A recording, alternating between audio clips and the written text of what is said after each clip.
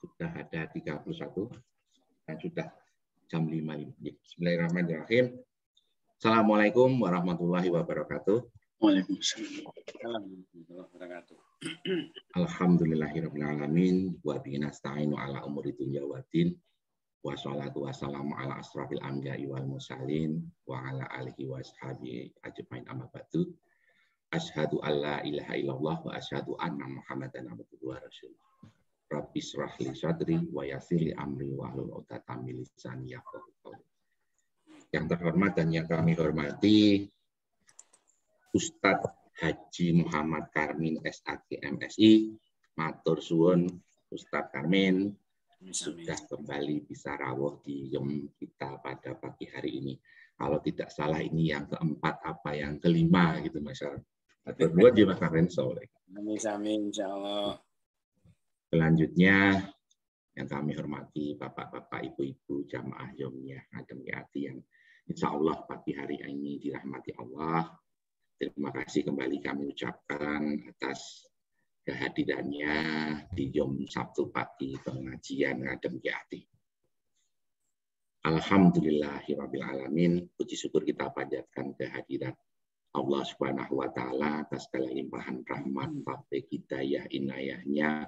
Maka pada pagi hari ini kita diberikan nikmat sehat, nikmat sempat, diberikan keberkahan, diberikan panjang umur, sehingga bisa bersilaturahmi, bertatap muka di dalam pengajian Yom Sabtu pagi, pengajian Adem Yati.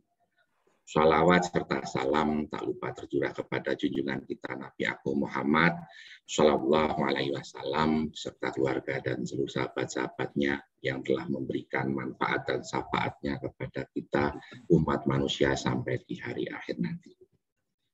Bapak Ibu yang kami hormati, marilah pengajian pada pagi hari ini kita buka bersama-sama dengan membaca basmalah. Bismillahirrahmanirrahim. Untuk selanjutnya monggo dibuka Al-Qur'annya nggih. Hari ini kita akan tadarus membaca Quran surat At-Takasur. At-Takasur itu surat ke-102 ayatnya 8. Mohon izin Ustadz, karena ini suratnya pendek, kita tambahi dengan baca Al-Fatihah, An-Nas, Al-Falaq dan Al-Kas boleh nggih? Sip. Nggih. Monggo Bapak Ibu disimak dulu nggih. Insya Allah semuanya sudah hafal dengan At-Takasur. Sebelum kita baca surat Al-Takasur, kita tadarus bersama. Kita mulai dari Al-Fatihah, An-Nas, kemudian Al-Falaq, dan yang terakhir Al-Ikhlas, baru kita masuk ke surat At-Takasur. Itu nggih. Monggo mic-nya boleh dibuka, mic-nya boleh dibuka. Ampun. Kalau sampun monggo kita tadarus bersama. A'udzu billahi minasyaitonir rajim. Bismillahirrahmanirrahim. Alhamdulillahi rabbil alamin. Ar-Rahmanir Rahim. Maliki yaumiddin. Iyyaka na'budu wa iyyaka nasta'in. Ihdinas siratal mustaqim. Shiratal ladzina an'amta 'alaihim ghairil maghdubi 'alaihim waladdallin. Bismillahirrahmanirrahim. Qul a'udzu birabbin nas, malikin nas, ilahin nas, syarril waswasil khannas, alladzi yuwaswisu fi sudurin nas minal jinnati wan nas. Bismillahirrahmanirrahim. Qul a'udzu birabbil falaq min syarri ma khalaq wa min syarri ghasiqin idza waqab wa min syarri nafasati fil 'uqad wa min syarri hasidin idza hasad. Bismillahirrahmanirrahim. Qul huwallahu ahad, Allahus samad, lam yalid wa lam yulad wa lam yakul lahu kufuwan ahad. Innahu kufuwan ahad. Lam yalid wa lam yulad wa lam yakul lahu kufuwan ahad. Al-Qaf.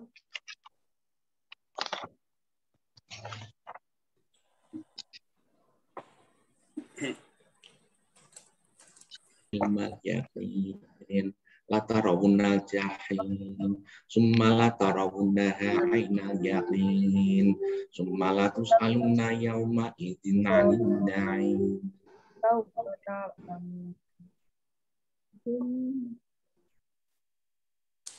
Sadaqallahul adzim. Alhamdulillah, terima kasih banyak ucapan kepada Bapak Ibu semua. Semoga pagi hari ini membawa keberkahan dan kesehatan serta keberkahan untuk kita semua. Amin amin amin ya rabbal alamin. Untuk selanjutnya, monggo Ustadz Kamil, waktu kami persilahkan. Matur nuwun Ustadz. Assalamualaikum warahmatullahi wabarakatuh. Bismillahirrahmanirrahim.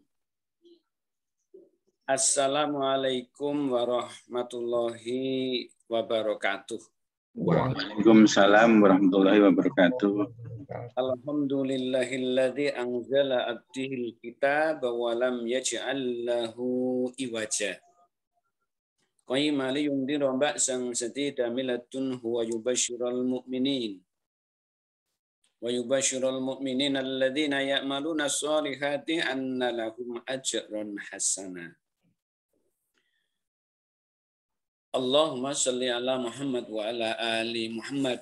Bapak Ibu yang Allah muliakan, pertama dan yang utama kita bersyukur.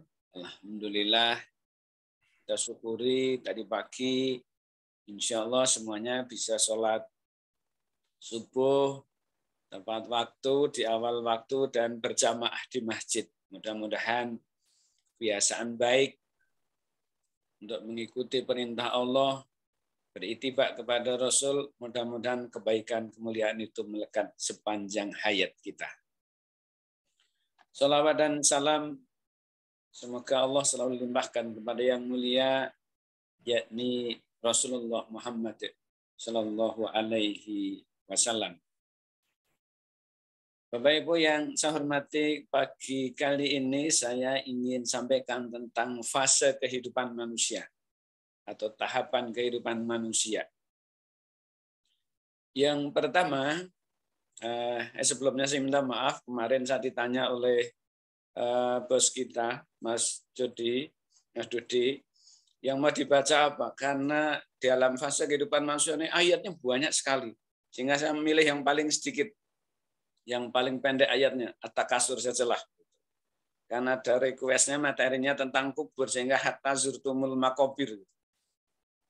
Baik, tentang fase kehidupan manusia itu, yang pertama adalah alam roh, atau biasanya disebut dengan alam arwah.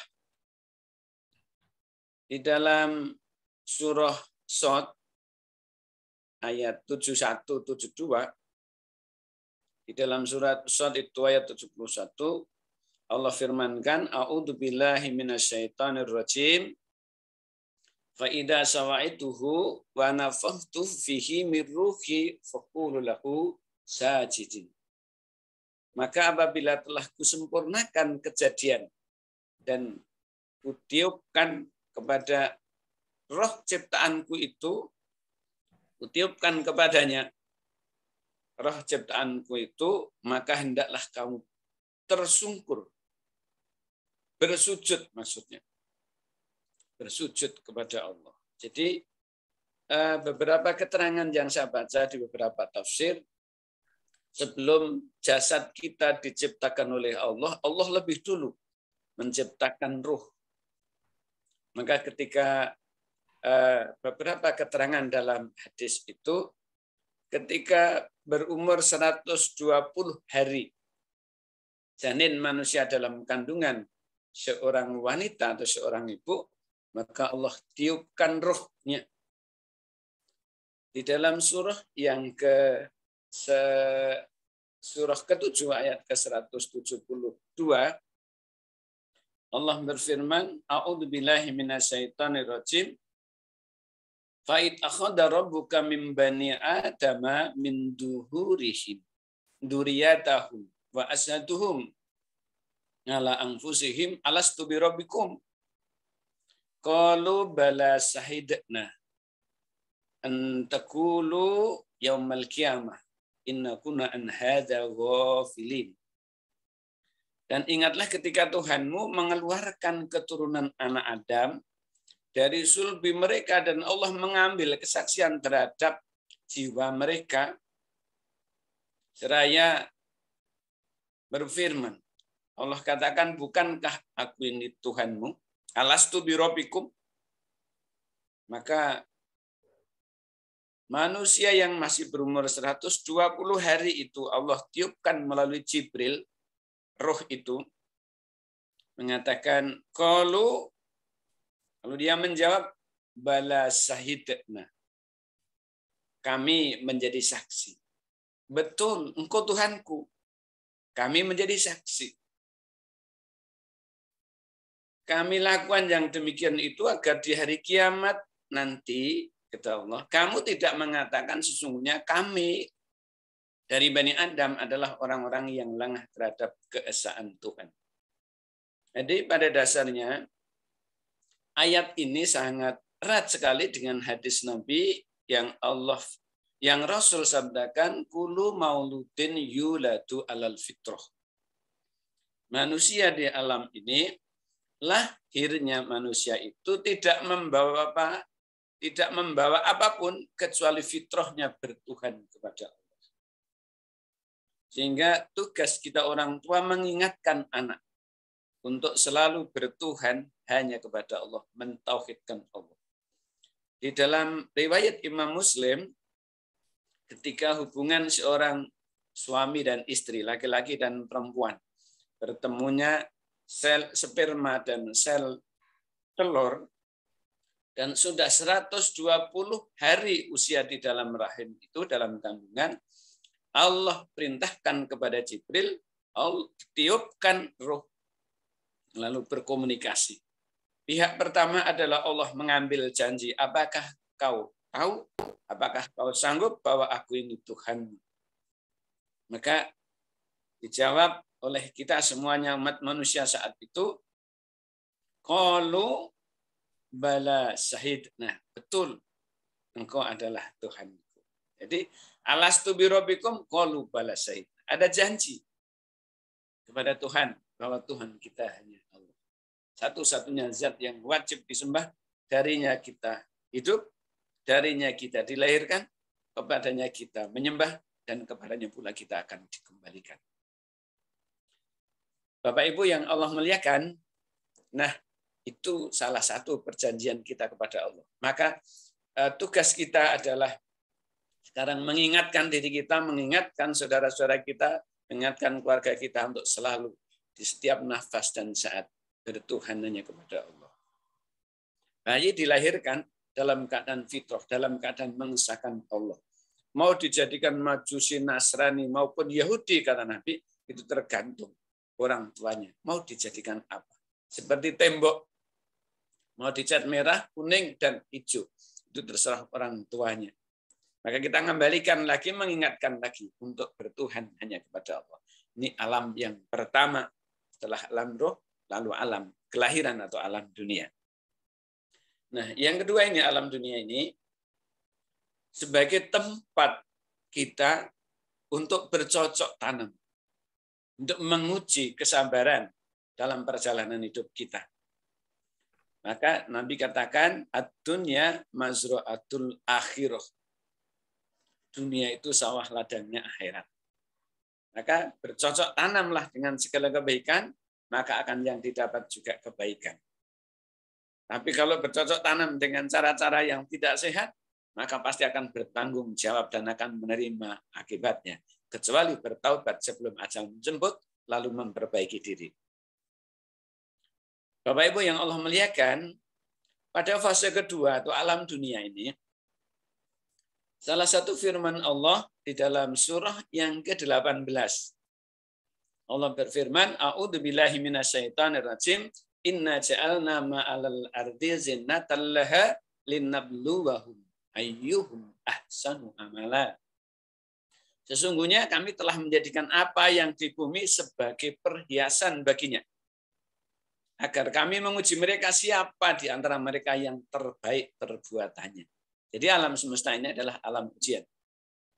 Tempat menanam, tempat merawat, dan tempat menguji kesabaran kita. Oleh karena itu, alangkah mulianya jika kita di dalam kebaikan, dalam kebenaran, juga dalam kesabaran. Karena kesabaran itu oleh Allah posisinya didudukkan sama dengan sholat. Wasta'inu bisobri sholat. Jadikanlah sabar.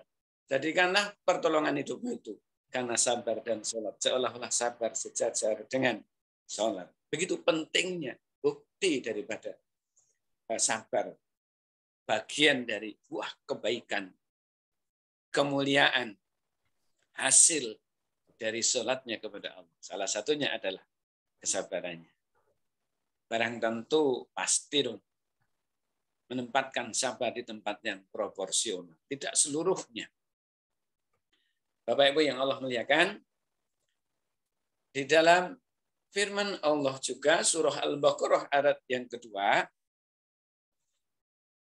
yang senada dengan bahwa dunia ini adalah tempatnya ujian, menguji jiwa manusia, menguji diri manusia untuk melahirkan jiwa-jiwa yang berkualitas, yang taat betul kepada Allah dan lain sebagainya.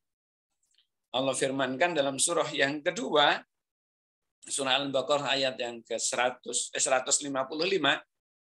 A'udzubillahi minasyaitonirrajim. Wala nabluwannakum bisyai'in min khauf wal ju' wa naqsin minal amwali wal anfusi was samarat wa basyiris sabirin. Dan sungguh akan kami berikan cobaan kepadamu dengan sedikit ketakutan, kelaparan, kekurangan harta, jiwa, meninggalnya seseorang, saudaranya, keluarganya, dan buah-buahan, dan diberikan berita, dan berikanlah berita gembira kepada orang-orang yang sabar. Jadi, wala nabluwannakum bisyai'in minal khauf wal ju' wa naqsin minal amwal wal anfusi was samarat wa basyiris sabirin. Kata Allah, dan sungguh kami berikan cobaan kepadamu dengan sedikit ketakutan, kelaparan, kekurangan harta, jiwa, dan buah-buahan. Dan berikanlah berita gembira kepada orang-orang yang sabar. Ayat ini menunjukkan satu, bahwa kehidupan kita ini Allah. Cari benih yang fokus.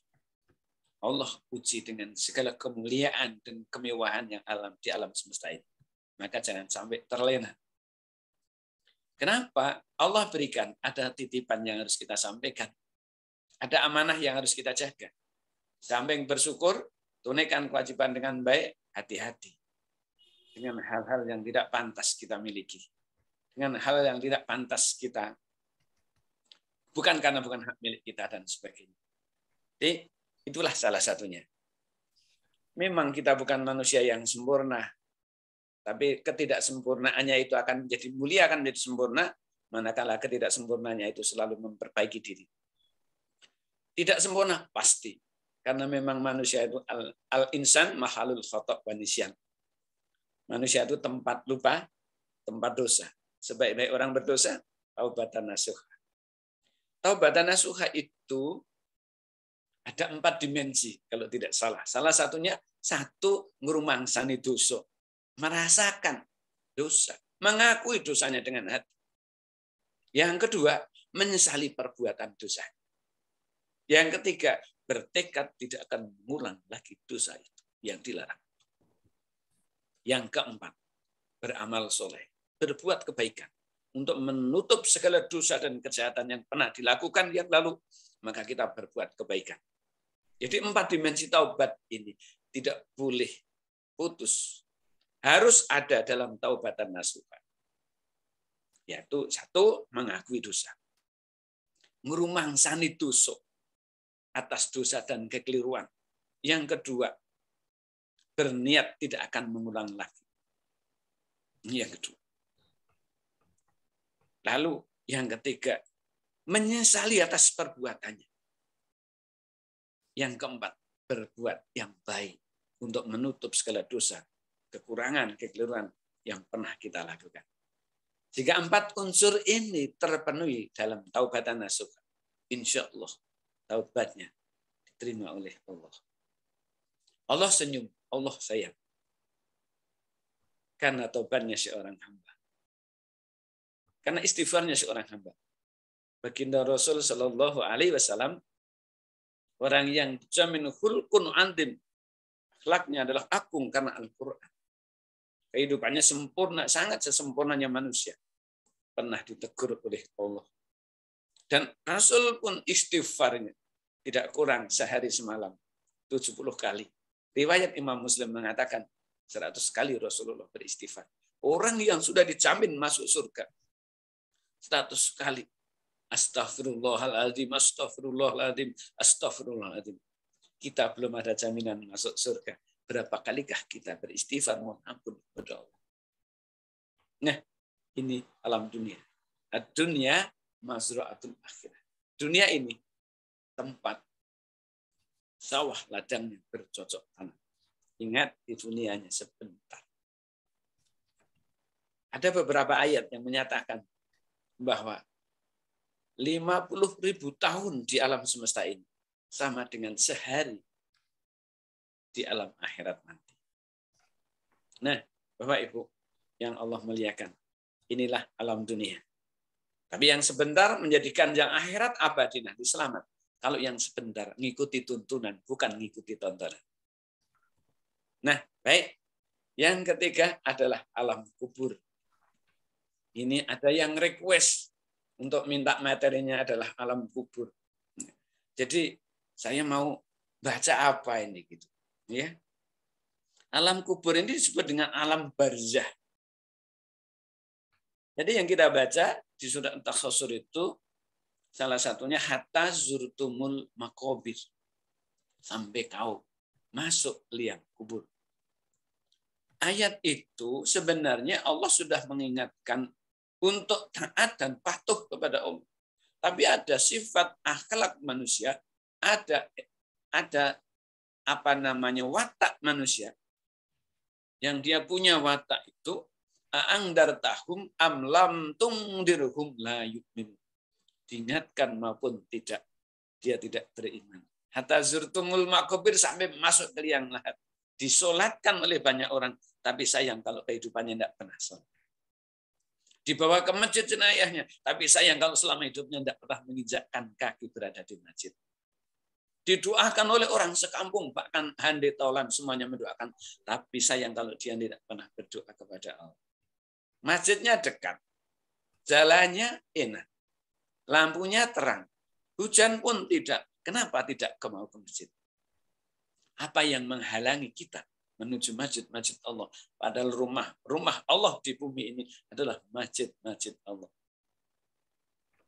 Maka Bapak Ibu semuanya yang saya hormati, yang saya cintai, kalau kita pengen lihat berapa banyak umat Islam, kita lihat pada waktu sholat hari raya, baik Idul Fitri maupun Idul Adha.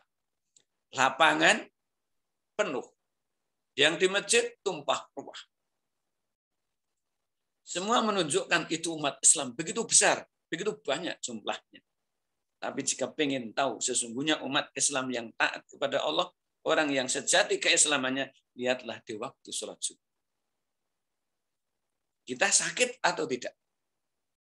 Lalu kenapa tidak penuhi panggilan Allah? Padahal badannya sehat, lampunya terang, tidak hujan, jalannya enak. Maka diingatkan, sholatlah sebelum disolatkan.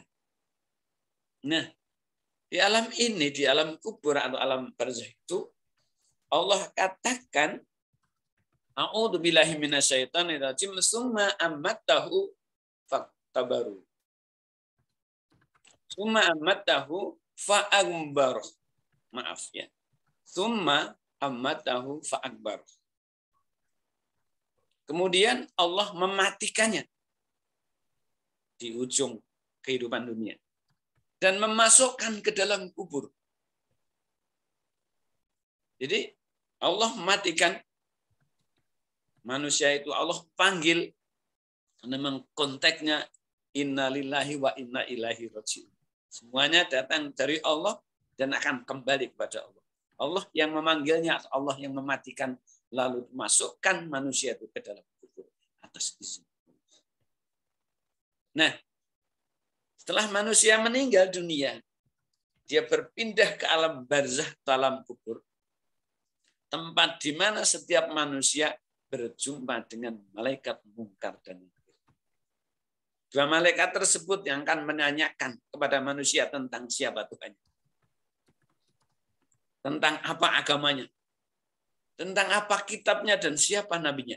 Banyak riwayat menerangkan hal itu. Bagaimana menyebut Tuhan kita kalau hidupnya tidak pernah kenal dengan Tuhan. Panggilan Tuhan diabaikan dengan alasan masih sibuk, tanggung, pekerjaan belum selesai, dan sebagainya. Bagaimana mengenal Tuhannya? Bagaimana menjawab? Kalau juragan saya, bos saya adalah Allah, tapi hidupnya nyepelek dari Gusti Allah. Misalkan. Bagaimana mengatakan Islam sebagai agamanya? Kalau Islam sebagai agama yang harus diagem, harus dipakai. Bukan sekedar diakui, tapi harus dilakoni. Diakui, dilakoni. Bagaimana mengatakan kitabnya Al-Quran kalau kehidupannya tidak pernah terbimbing oleh Al-Quran. Bahkan nyepelek kedawi Al-Quran. Yang haram tetap dilakukan, yang bukan hak miliknya tetap diambil. Misalkan, bahkan banyak pencuri-pencuri beredasi, bahkan banyak pencuri-pencuri dengan segala topengnya untuk membenarkan perilakunya. Bagaimana mengatakan kitabnya Al-Quran kalau perilaku hidupnya adalah bertentangan, membelakangi Al-Quran. Siapa nabinya? Bagaimana menjawab bahwa Kanjeng Rasul adalah panutan hidupnya? Bahwa Kanjeng Rasul adalah imam terbaik dalam kehidupannya. Tetapi tidak pernah beritibat kepada Rasul. Rasul orang yang santun, orang yang baik, selalu mendoakan. Maka Rasul itu setiap bertemu tidak pernah lupa dari ucapan salamnya, karena salam itu doa. Assalamualaikum, keselamatan untuk kalian. Warahmatullahi, kasih sayangnya Allah untuk kalian. Wabarakatuh, keberkahan dari Allah untuk kalian. Kapan? Fi dunia wal akhir.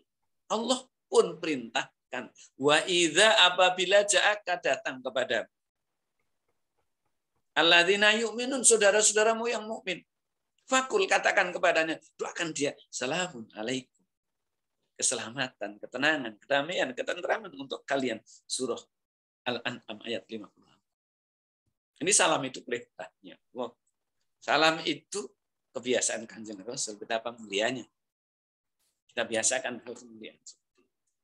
Nah, jadi di alam kubur nanti kita akan ditanya beberapa riwayat, ya, akan ditanya tentang oleh malaikat mungkar dan nakir tentang siapa Tuhannya, apa agamanya, apa kitabnya, dan siapa nabinya. Kebiasaan hidup akan menjadi modal untuk melancarkan sebuah perilaku kehidupan di akhirat nanti. Nah, karena itu kita biasakan sebisa mungkin, semaksimal mungkin untuk selalu berdekat kepada Allah, untuk selalu berimam kepada Al-Quran dan Kanjeng Rasul, untuk selalu berittiba wa tibaan li sunnatin Nabi Muhammadin Sallallahu Alaihi Wasallam. Yang sunat pun kita lakukan untuk menyempurnakan hal-hal yang wajib. Agar kehidupan di alam kubur nanti antara batas dunia dan batasnya akhirat nanti. Akhir dunia, awal akhirat. Hidup di antara dunia dan akhirat. Maka terminal utama, terminal pertamanya, stasiun pertamanya adalah kubur. Di sana bisa menjawab pertanyaan-pertanyaan petugas. Polisi-polisi Allah, mungkar dan nakir, dengan selamat, dengan baik. Bapak Ibu yang Allah muliakan, kita belajar kita belajar dan kita belajar. Nah, oleh karena itu ada salah satu firman Allah itu di dalam surah yang ke-23. A'udzu billahi minasyaitonir rajim. La'ali a'malu sholihan fima taraktu kalla innaha kalimatuhu wa qailuha wa min waraihim barzakhun ila yaumi yub'atsun. Agar aku berbuat amal soleh terhadap yang telah kutinggalkan. Ini ceritanya orang yang sudah masuk ke dalam kubur pengen hidup kembali supaya berbuat soleh. Ketinggalannya adalah tinggalan perilaku soleh. Sekali lagi tidak. Sesungguhnya itu adalah perkataan yang diucapkan saja. Dan di hadapan mereka adalah dinding sampai hari dibangkitkan. Apa maksudnya sampai hari dibangkitkan dalam ayat ini? Barzahun ila yaumi yub'atsun. Maksudnya adalah mereka masuk di dalam kehidupan baru, yakni alam kubur.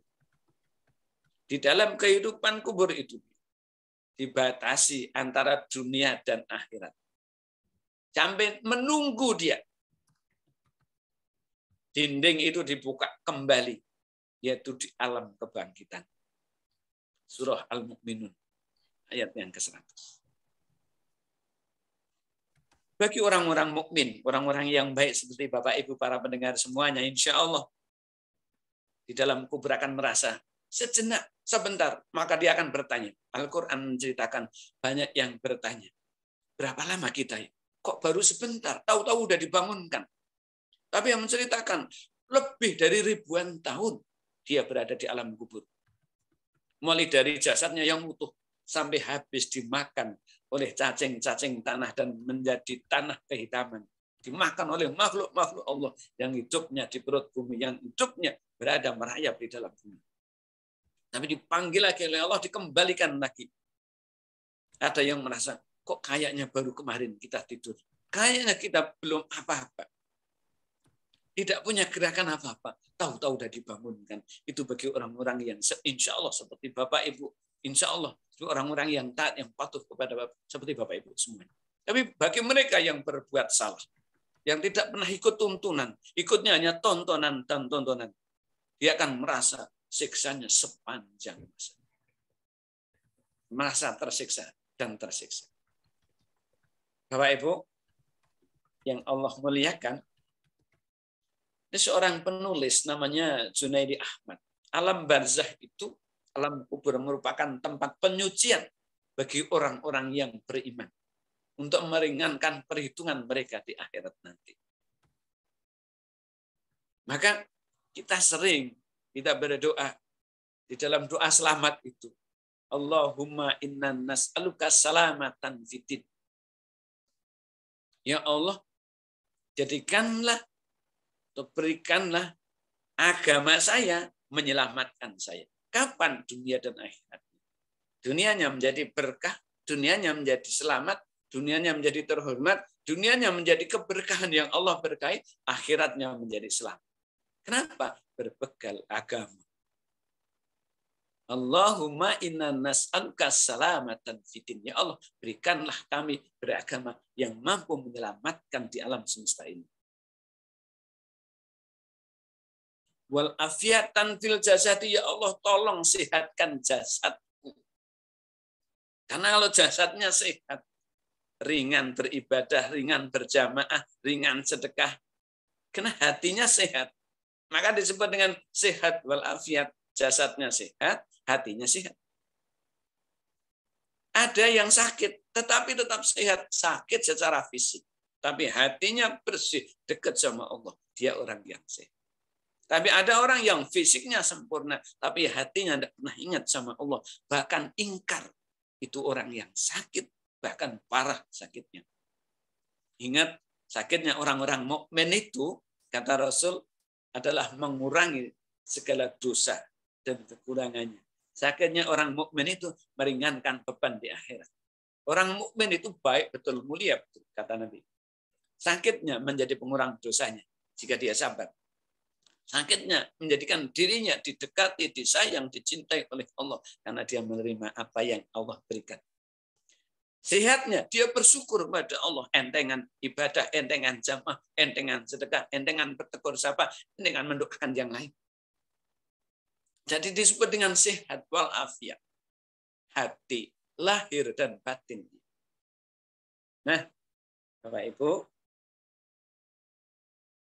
yang saya hormati, yang dicintai oleh Allah. Maka alam kubur merupakan tempat penyucian orang-orang yang beriman untuk meringankan perhitungan mereka di yaumul hisab nanti. Nah, oleh karena itu, bagi orang-orang mukmin merasa sedikit, merasa sebentar, seolah-olah baru tidur lalu belum apa-apa sudah bangun. Begitu singkatnya dirasakan, karena dia nikmatnya di alam kubur. Karena bekalnya dia cukup. Karena sebelum masuk alam kubur sudah taubatan nasuha dulu. Sudah membekali diri dengan taubatan nasuha dan amal soleh.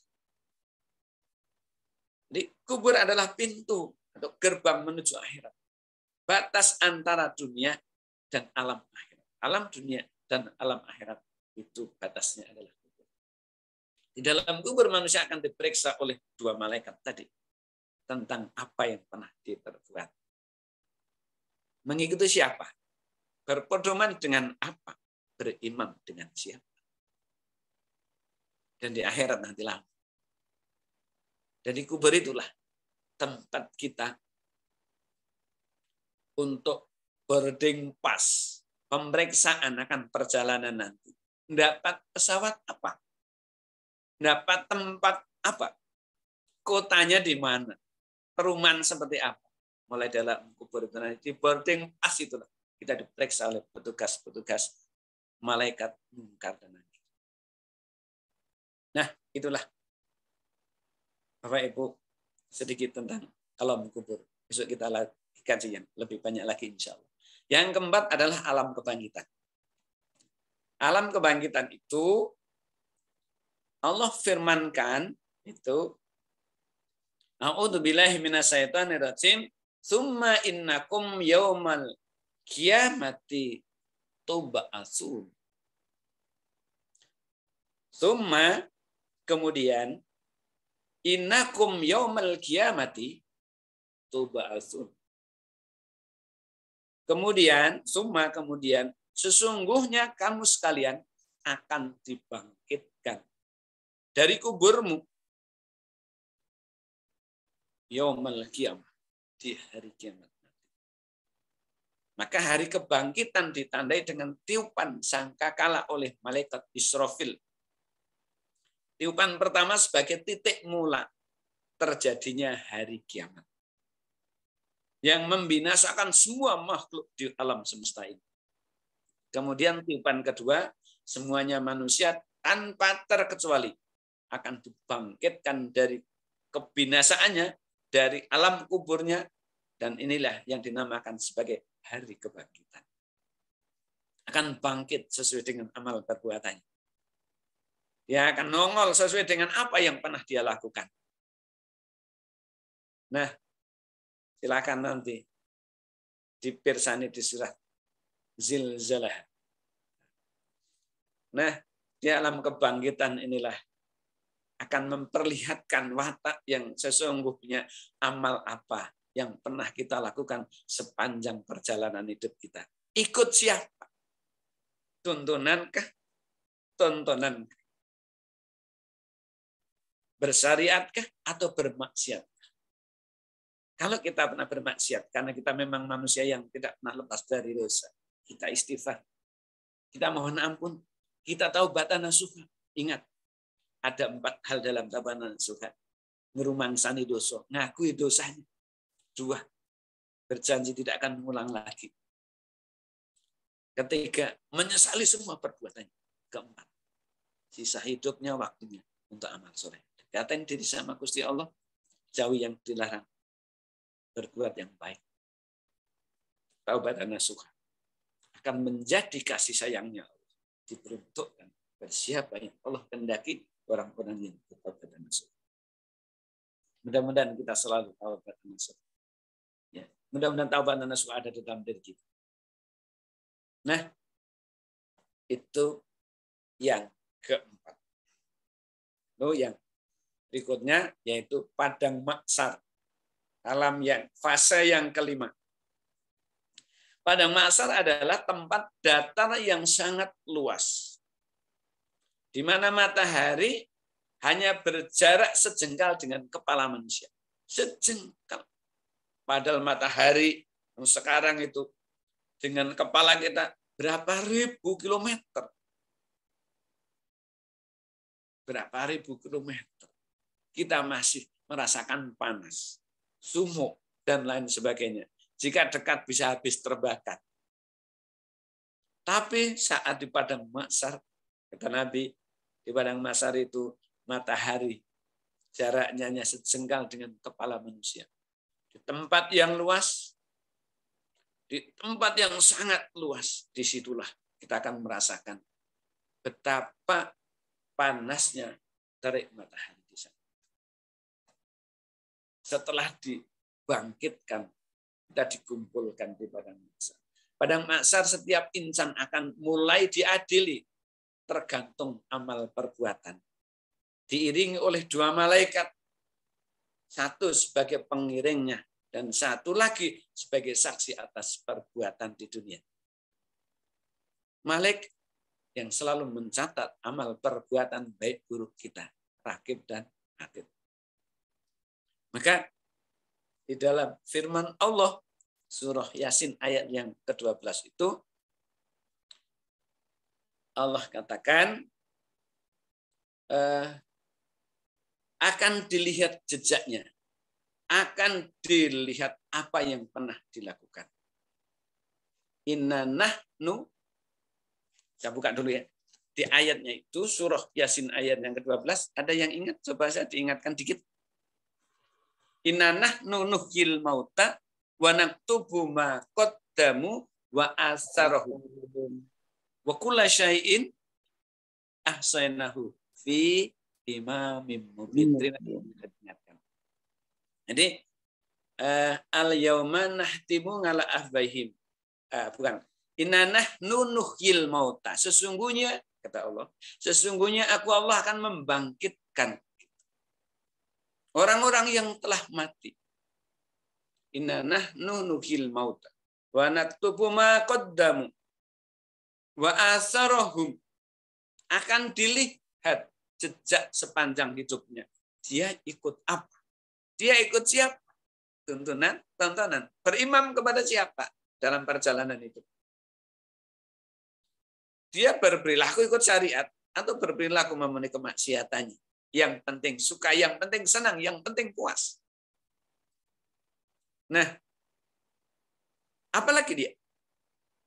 Kalau dilihat jejaknya, wa naktubu ma qaddamu wa asaruhum. Tulisannya, jejak hidupnya dilihat. Wa kulla syai'in ahsaynahu, dan semuanya telah tertulis segala sesuatunya itu fi imamin mubin, dalam sebuah rapot yang nyata. Buku catatan amal yang nyata. Tidak sedikit para mufasir mengatakan lauh mahfuz. Bahasa kita rapotnya itu tentang perjalanan hidup kita. Kita memang bukan manusia yang sempurna, tapi sebaik-baiknya orang yang berdosa adalah bertaubat dan nasuh kepada Allah. Merasa dosa, berjanji tidak mengulang lagi, menyesali perbuatannya, lalu sisa hidupnya berbuat kebaikan. Nah, Bapak Ibu yang Allah muliakan, itu tentang padang mahsyar. Di padang mahsyar setiap insan mulai diadili. Hakim sudah mulai memperhitungkan tentang amal perbuatannya. Maka saat itu dihadirkan 2 saksi ahli yang tidak kenal kompromi kecuali atas izin rahmatnya yang maha kuasa. Raqib dan atid menyertainya. Yang satu mengatakan tentang kebaikannya, yang satu mengatakan tentang keburukan. Maka alangkah baiknya, mudah-mudahan segala keburukan kita diampuni oleh Allah. Kita bukan makhluk yang sempurna. Hanya saja karena ditutupi oleh fisik yang baik, sehingga tidak kelihatan akan dosa-dosa yang pernah kita lakukan. Semoga Allah menutupnya, semoga Allah mengampuninya, semoga Allah memapankan kita di tempat yang penuh dengan ampunannya. Perilakunya, alam kuburnya, alam akhiratnya. Nah, Bapak Ibu yang Allah muliakan, yang berikutnya adalah alam mizan.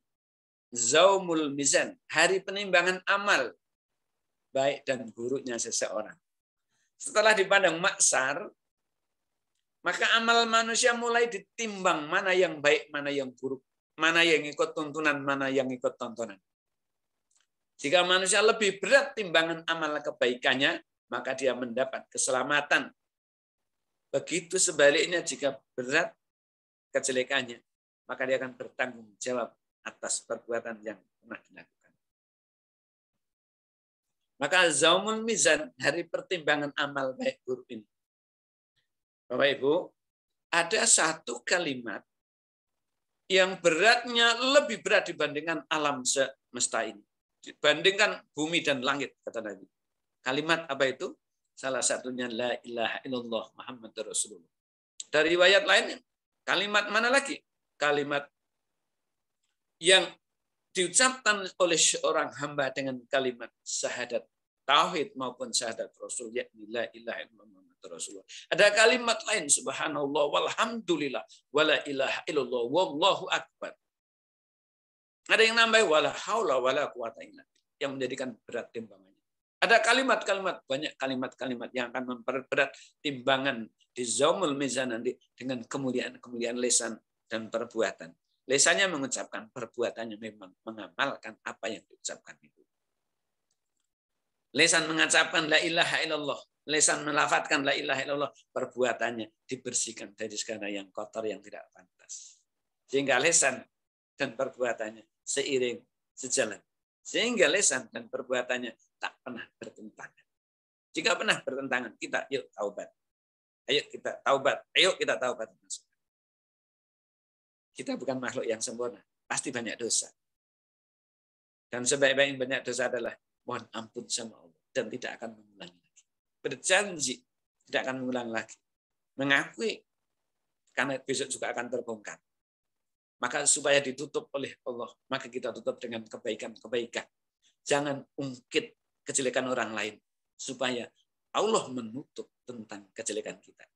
Seorang muslim yang mengungkit kejelekan orang lain besok akan dibukakan oleh Allah akan kejelekannya sendiri. Tapi barang siapa menutup kejelekan orang lain, Allah akan tutup kejelekan dia. Nah, Bapak Ibu yang Allah muliakan, nah itu zaumul mizan. Yang kelima adalah yaumul hisab.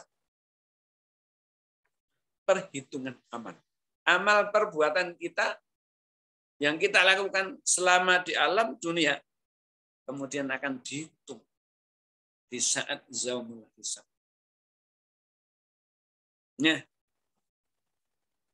untuk apa dihitung? Untuk diadili. Kata Allah, Inna alaina iyabahum, surat Al-Ghasyiyah. Sesungguhnya pada kamilah kembali mereka, kamu dikembalikan. Inna ilaina iyabahum. Sesungguhnya kepada kamilah kembali mereka. Siap? Kita manusia. Summa inna alaina hisabahum. Kemudian sesungguhnya kewajiban kamilah menghisab mereka. Di dalam surah Yasin ayat yang ke-65. A'udzu billahi minasyaitonir rajim. Al-yawma nahtimu ala afwahim wa tukallimuna aydihim wa tashhadu arjuluhum bima kanu yaksibun. Tolong saya ingatkan kalau saya baca ayat itu ada yang lupa kanan. Al-yauma di suatu hari hisab nanti nahtimu ala afwahi. Apa? Mulut kita yang biasa bersilat lidah mengadili orang lain, memutuskan sebuah perkara untuk orang lain. Menutupi kekurangannya sendiri. Kita terbiasa bersilah lidah. Ditutuplah lisan kita. Diborgol oleh malaikat-malaikat Allah. Waktu kalimuna aidihim. Dan akan dijawab oleh tangan mereka. Aidi, kedua tangannya menjawab. Pernah mengambil milik siapa? Pernah mengambil apa? Pernah menulis apa? Pernah memutuskan perkara apa? Watas hadu. Dan disaksikan oleh dua saksi ahli. Maka polisi-polisi, saudara-saudara kita, penegak-penegak hukum, menghadirkan saksi cukup 2 alat bukti. Kurang yakin, hadirkan saksi ahli. Untuk meyakinkan keputusannya. Supaya diakui kebenaran dalam mengambil sebuah keputusan. Untuk meyakinkan bentuk kesalahan seseorang.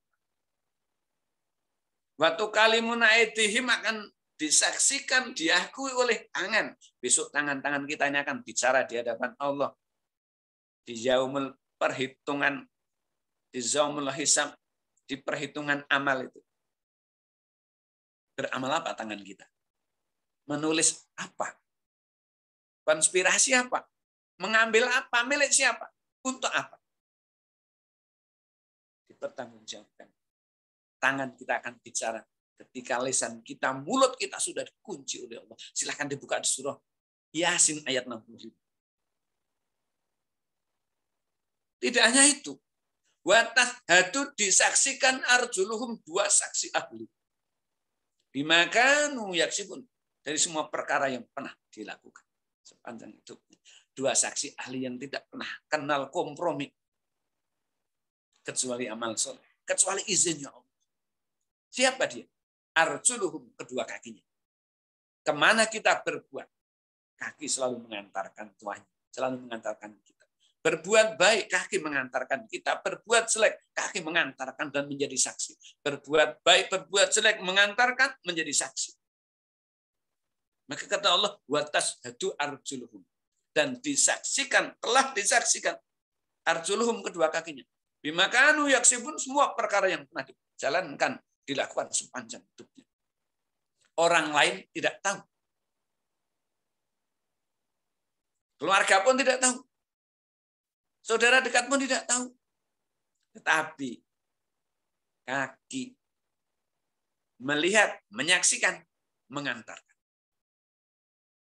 Dari mana, kemana, bagaimana, dan mau dikemana. Tidak pernah bisa dibohongi. Kalau Allah jelas, niat saja sudah dipirsan oleh Allah. Maka niat baik, pahalanya 1. Dilakukan. Asyru amsaliyah. 10 kali Allah muliakan. Allah balas kebaikan itu. Niat jelek, belum dosa. Tapi sudah ngotorin. Kalau dilakukan, sesuai dengan amal perbuatannya. Dosanya, dendanya, sesuai dengan apa yang diperbuat, tidak pernah dilipat gandakan. Tapi jika kebaikan, kebaikannya dilipat gandakan balasannya. Asyru amsaliyah. Man ja'a bil hasanati, barang siapa berbuat kebaikan, maka orang berbuat kebaikan itu, walahu dia itu, asyru amsaliyah. 10 kali Allah lipat gandakan. Wa min sayyi'ati, kalau dia berbuat kejahatan, kejelekan, illa mislah wahum la yutslamun. Dia tidak pernah dilipat gandakan, hanya disesuaikan dengan perbuatannya. Dia tidak pernah dizalimi, tapi dia menzalimi dirinya sendiri. Begitu kata Allah. Maka Allah katakan, summa inna alaina hisabahum. Ayat surah Al-Ghasyiyah ini biasanya disunahkan oleh Nabi seorang imam membaca Al-Ghasyiyah di rakaat kedua pada ngimami sholat Jum'ah. Pada rakaat pertama Al-Fatihah, Al-A'la, Sabihisma. Pada rakaat kedua Al-Fatihah, Al-Ghasyiyah atau surah Al-Infitur. Atau mana yang dihafal karena tidak memaksakan. Mana yang tahu, mana yang dipahami, mana yang diketahui, mana yang bisa, itu yang dibaca.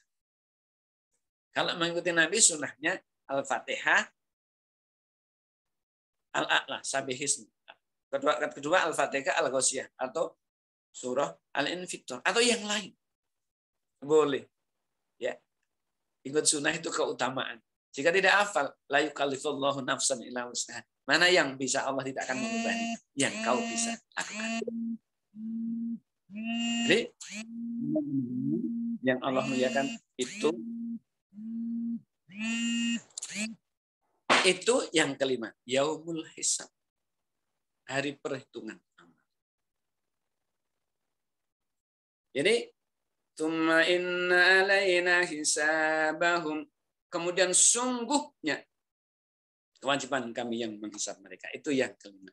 Yang keenam. Yang keenam adalah alam jembatan Shiratal Mustaqim. Penantian terakhir.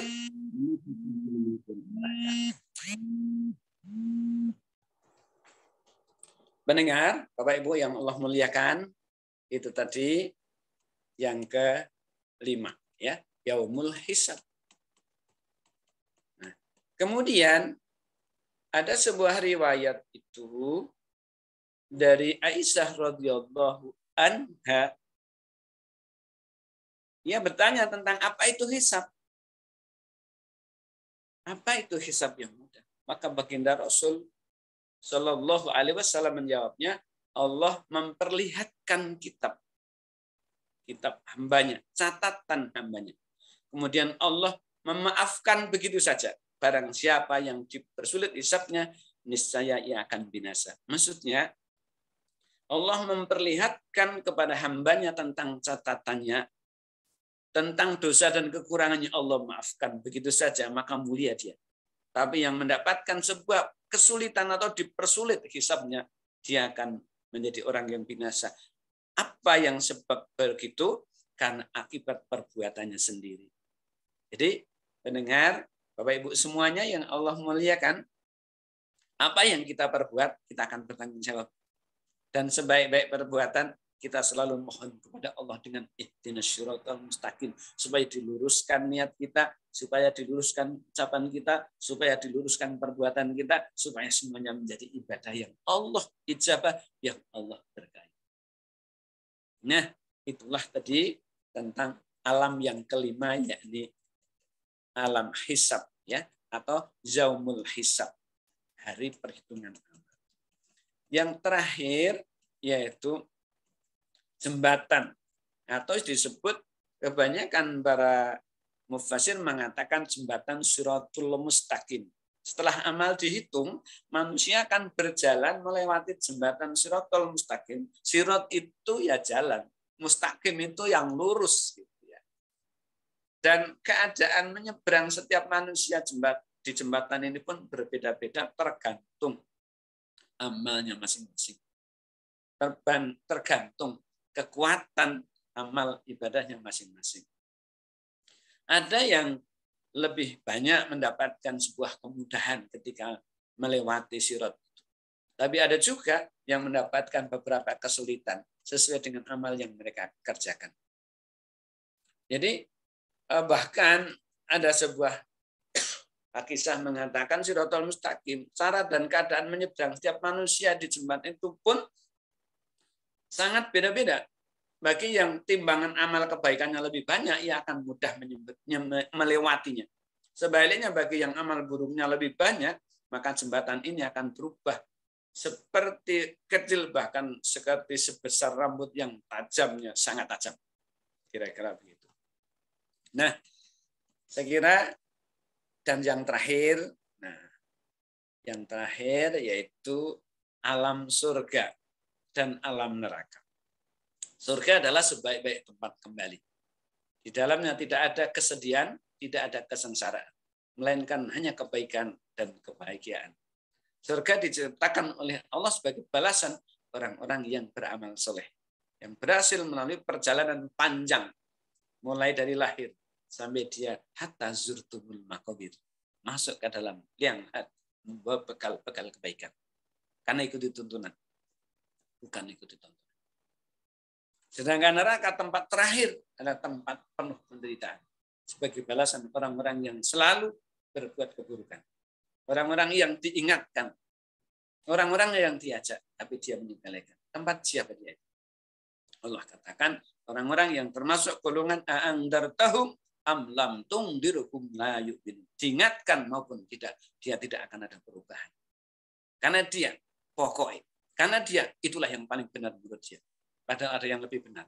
Ikut Quran, ikut tuntunan Allah dan Rasul-Nya. Jalan yang paling menyelamatkan. Demikian yang bisa kami sampaikan. Yang benar pasti datang dari Allah dan Rasul-Nya. Yang salah inilah kekurangan saya. Dengan segala kerendahan hati. Mohon maaf yang sebesar-besarnya. Kita semuanya sedang belajar, tidak ada kesempurnaan. Kita semuanya sedang belajar menuju kebaikan. Terima kasih. Mohon maaf. Assalamualaikum warahmatullahi wabarakatuh. Waalaikumsalam warahmatullahi wabarakatuh. Alhamdulillahirrahmanirrahim. Jazakallah khairan katsir. Terima kasih Ustadz Karmin atas tausiahnya pagi hari ini.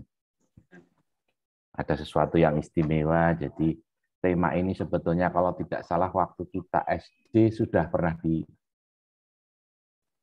disampaikan Ustadz. Tapi ketika yang menyampaikannya di usia 50 kok rasanya beda. Ya Allah. Luar biasa. Sih. Monggo. Seperti biasa kita buka sesi tanya jawab ya. Kalau ada yang mau bertanya dipersilahkan. Lewat chat boleh, raise hand juga boleh. Oh, ya, saya Pak Dudi. Iya, monggo Mbak Vivi. Oke, matur nuwun. Assalamualaikum warahmatullahi wabarakatuh, Pak Ustadz Karmin. Waalaikumsalam warahmatullahi wabarakatuh. Saya udah takut duluan Mas Dudi. Enggak, saya enggak tahu, Pak. Enggak gigit tak dia. Ada 2 pertanyaan, Pak Ustadz Karmin. Yang pertama itu tidak terkait dengan tema, yaitu saya kan baca quotes ya, bahwa 2 rakaat sebelum subuh itu adalah lebih baik dari dunia seisinya. Tapi saya itu tidak tahu lebih baik itu dalam hal apa, seperti apa dan bagaimana. Jadi mohon penjelasan. Satu persatu biar tidak lupa. Ya, jadi yang pertama, Nabi itu tentang sholat 2 rakaat sebelum subuh itu tidak pernah ditinggalkan sepanjang hayat Nabi. Bahkan ada suatu riwayat itu, Nabi itu ketika sebelum subuh tidak sempat sholat 2 rakaat mungkin karena lupa dan sebagainya. Itu pada waktu duha Nabi memperbanyak sholatnya. Sehingga yang sholat duha itu minimal 2 rakaat dalam sebuah hadis. Dan sebuah hadis qudsi itu 4 rakaat, 2 salam. Nabi menambah. Sampai riwayat Nabi itu sholat duha sebanyak sampai 12 rakaat. Riwayat-riwayat yang sahih yang pernah kami pelajari bersama guru-guru saya, itu 8 rakaat itu Nabi sholat duha. Kenapa? Ini untuk menutup kekurangan 2 rakaat yang pernah dilupakan. Itu hanya sekali dalam seumur hidup Nabi lupa gitu. Tidak melakukan 2 rakaat sebelum subuh. Maka Nabi mengatakan jangan sampai hilang satu ini, kata Nabi. Apa itu? 2 rakaat sebelum subuh karena nilainya lebih baik dibandingkan alam seisinya, dunia seisinya. Nah, kebaikan seperti apa? Nabi memang tidak pernah menjelaskan. Tetapi yang jelas perhitungan Allah itu jauh lebih mulia. Perhitungan Nabi itu jauh lebih mulia. Misalkan di dalam surat At-Tolak ya kalau tidak salah itu, bahwa di alam semesta ini 50.000 tahun itu hanya sebanding dengan sehari di akhirat. Itu dijelaskan oleh Allah seperti itu. Artinya perbuatan yang sesingkat itu akan menyelamatkan alam semesta, alam nanti, alam kita yang jauh lebih panjang dibandingkan yang kelihatannya mewah di alam semesta ini ternyata hanya sejenak saja. Sehingga orang mengatakan hidup itu hanya sekedar mampir begitu singkatnya. Seperti tadi di beberapa ayat yang depan tadi saya sampaikan, di alam kubur itu bagi orang-orang mukmin, bagi orang-orang baik seperti panjenengan semua nanti akan terasa kok sebentar yuk, kayaknya baru mapan tidur, kok harus dibangunkan lagi gitu. Tapi begitu orang-orang yang banyak maksiat akan merasakan begitu dahsyatnya siksaan sepanjang dalam alam kubur itu.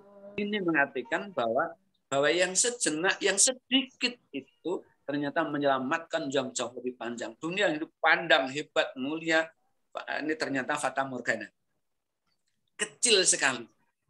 Sehingga alam semesta ini tidak seberapanya keindahannya dibandingkan dengan sholat 2 rakaat yang sangat mulia di sisi Allah.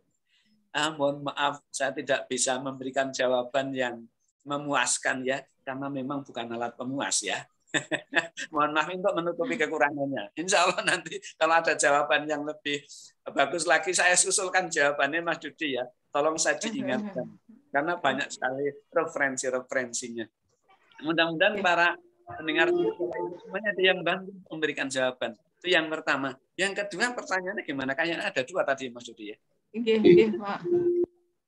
Ya, nah yang kedua toh Pak, kan pernah ada dapat informasi bahwa ada loh orang yang sepanjang hidupnya itu melakukan amalan ahli surga, tapi dia pada akhirnya adalah su'ul khotimah. Kemudian ada orang yang sebaliknya, dia melakukan amalan ahli neraka dan pada akhirnya husnul khotimah. Ya, mungkin sepengetahuan saya, sepenangkapan saya bahwa itu untuk membuat kita tidak sombong loh kalau kita melakukan perbuatan baik.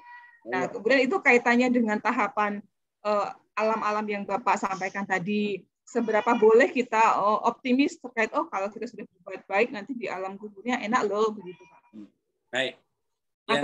Pak. Terima kasih. Yang jelas kita tidak boleh suudzon kepada Allah. Jadi kita selalu husnudzon. Kalau Allah perintahkan kebaikan lalu kita lakukan kebaikan, insya Allah Allah akan membalas dengan segala kemuliaannya. Dan kita optimis. Kita tidak boleh sombong, itu betul. Karena di surga nanti tidak ada penduduk yang sombong sedikit pun. Maksudnya apa? Kita beramal soleh. Tidak boleh kita mengatakan paling soleh. Saya berjanggot. Tidak boleh saya mengatakan saya yang paling nyunah. Karena banyak orang-orang yang tidak sholat, jenggotnya panjang juga. Saya sholat berjamaah, tidak boleh mengatakan saya yang paling berjamaah. Jadi kita serahkan semuanya kepada Allah, karena sholat itu hanya urusan kita kepada Gusti Allah. Yang penting apa yang Rasul lakukan, kalau bisa kita lakukan. Rasul dalam kehidupannya sholat berjamaah, kita berjamaah. Rasul dalam kehidupannya tidak pernah membohongi siapapun, kita jangan bohongi. Kalau kita tidak mau dibohongi, jangan bohongi. Kalau kita tidak mau dicurigai, kita jangan mencurigai. Tapi waspada demi kebaikan harus. Maka hati-hati. Tidak boleh sombong, tidak boleh pamer, karena semuanya itu kata Allah, kul inna sholati wa nusuki wa mayahya wa mamati lillahi rabbil alamin. Hadis tadi memang dikatakan boleh jadi orang yang beramal baik akhirnya su'ul. Boleh jadi orang yang beramal jelek akhirnya husnul. Seperti begini. Ada orang beramal baik tapi dia merasa paling baik sehingga lupakan kekurangan dirinya. Akhirnya berakhir menjadi tidak baik. Itu yang dikatakan pagi beriman, sore kafir. Atau sore kafir, pagi menjadi beriman. Kenapa? Kenapa? Karena dalam perjalanannya dia merasa paling hebat, merasa paling benar. Dalam segala bentuk kesombongan itu, takabur itu, hanya milik Allah, Tuhan semesta alam. Manusia tidak boleh sama sekali. Kita ini makhluk yang paling lemah. Didekati virus yang namanya corona, tidak pernah kelihatan. Akhirnya mampus juga. Begitu lemahnya kita. Maka bersandar hanya kepada Allah yang maha kuat, yang al-qiyamu binafsihi, yang paling hebat dan paling segalanya, yang tidak pernah berakhir, yang tidak pernah usah, hanya bersandar kepada Allah. Mengikuti kehendak Allah, pasti insya Allah selamat dunia dan akhirat. Yang pertama. Yang kedua, itu tidak boleh mengatakan orang yang berbuat jahat, berbuat dosa itu nanti pasti neraka, tidak boleh. Apalagi menyumpah seseorang berbuat dosa, mengatakan dia masuk neraka. Tidak boleh, karena boleh jadi, ada kisahnya.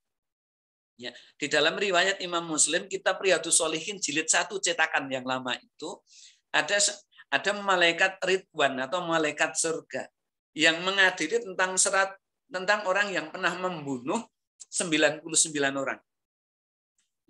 Melihat peristiwa ini, semua orang mengatakan perjalanan hidupnya adalah kemungkaran dan kemaksiatan. Tapi ternyata apa dia? Di akhir hidupnya, dia taubatan nasuha. Dia mencari Tuhan. Dia mencari jalan benar. Lalu tanyalah kepada gurunya. Tuhan, saya pernah membunuh 99 orang. Adakah Tuhan buat saya untuk surga? Adakah ampunan Tuhan buat saya? Apa kata gurunya itu? Yang mengatakan, apakah kamu tidak lihat tentang kalian sendiri? sudah membunuh 99 orang masih minta surga. Surganya siapa? Pantasnya kamu di neraka. Saking jengkelnya, maka bunuh sekalian, genelam 100 orang. Pada niat dia memang benar-benar taubat. Maka ketemulah seseorang yang saleh, yang baik hati, yang dekat sama Allah. Tuhan, ada enggak surga buat saya? Dia mengatakan, Tuhan itu ampunannya seluas langit dan bumi. Selama kalian belum dijemput oleh malaikat maut dan kalian berniat mencari Tuhan, Tuhan masih menerimanya. Surga masih luas buat kalian. Tapi ada syaratnya. Tinggalkan tempatmu yang banyak maksiat itu, pindahlah ke kampung di sebelah sana. Ada orang yang baik yang bisa membimbing kalian di jalan Tuhan. Perjalanan menuju orang yang lebih baik lagi, ternyata dia jatuh. Dia meninggal. Belum sholat, belum puasa, belum zakat, belum haji, belum umrah, belum sedekah sama sekali. Tapi hatinya bulat mencari Allah. Taubatan nasuha betul.